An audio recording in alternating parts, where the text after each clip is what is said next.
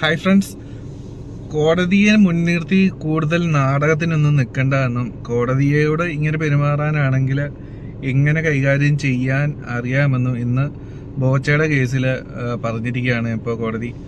അതായത് ജാമ്യം കിട്ടിയിട്ട് ഇന്നലെ ജയിലിൽ നിന്ന് പുറത്തേക്ക് വരുവാനായിട്ട് ബോച്ച തയ്യാറായില്ല. അതിന് അദ്ദേഹം എന്തൊക്കെയോ കാരണങ്ങൾ പറയുന്നുണ്ട്.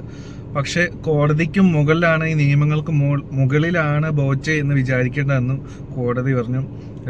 കൊടുത്ത ജാമ്യം റദ്ദാക്കി അകത്തിടാനായിട്ട് കോടതിക്ക് അറിയാമെന്നും അങ്ങനെ ഇതുമായി ബന്ധപ്പെട്ട് നല്ല രീതിയിൽ രൂക്ഷമായ ഭാഷയിലാണ് കോടതി വിമർശിച്ചിട്ടുള്ളത്.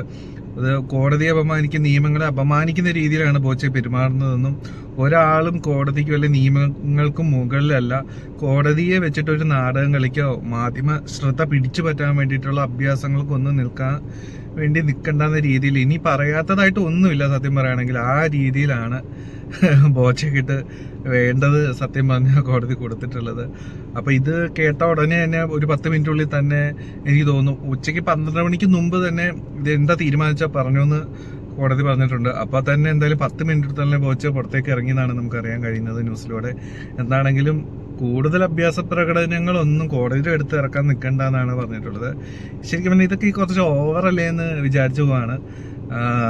ഒരു ഇദ്ദേഹത്തിന് അങ്ങനെ ജയിലുള്ളവരെ സഹായിക്കണമെന്നുണ്ടെങ്കിൽ അയാൾക്ക് മുമ്പേ സഹായിച്ചോടെ. ഇപ്പോൾ ഇത് മാധ്യമ ശ്രദ്ധ പിടിച്ചു പറ്റാൻ വേണ്ടി കാട്ടിക്കൂട്ടുന്ന കുറച്ച് അഭ്യാസങ്ങളെ പോലെയൊക്കെയാണ് തോന്നുന്നത്. ഇതിൻ്റെ ഒന്നും ആവശ്യമില്ല. അദ്ദേഹം ഒരു ക്യാരക്ടറിൽ നിന്ന് വിട്ടു നിൽക്കണ പോലെ, എന്താ പറയുക, അതൊരു നല്ല പ്രവണതയായിട്ട് തോന്നുന്നില്ല. നിയമങ്ങളെയൊക്കെ വെല്ലുവിളിക്കുന്ന രീതിയിലൊക്കെ താനെന്തോ വലിയ സംഭവമാണ്, ഞാൻ ചെയ്യുന്നൊക്കെ ഒരു സംഭവമാണെന്ന രീതിയിലൊന്നും നിൽക്കുന്നത് ശരിയല്ല എന്നാണ് എനിക്ക് തോന്നിയിട്ടുള്ളത്. എന്താണെങ്കിലും അദ്ദേഹം ഇപ്പോൾ ഒരു വള്ളിക്കെട്ട് പിടിച്ചിട്ട് അത് പിന്നെയും കൂടുതൽ സങ്കീർണമാക്കി മാറ്റുകയാണ്. ഇനിയിപ്പോൾ ഈ പുള്ളി എന്തെങ്കിലും വള്ളിക്കെട്ട് പിടിച്ചു കഴിഞ്ഞാൽ ഇനിയും ജാമ്യം കിട്ടാതെ ജാമ്യം റദ്ദാക്കി അറസ്റ്റ് ചെയ്ത് കഴിഞ്ഞാൽ പുള്ളി ഉടനെ ഒന്നും പുറത്തിറങ്ങാൻ പറ്റാത്ത അവസ്ഥയിലേക്ക് പോകും. അതായത് സ്വന്തം കുഴി അദ്ദേഹം തോണ്ടാനായിട്ട് നിൽക്കുന്നത് പോലെയാണ് എനിക്ക് തോന്നിയിട്ടുള്ളത്. നിങ്ങളുടെ അഭിപ്രായങ്ങൾ കമൻറ്റ് ചെയ്യുക. Take care.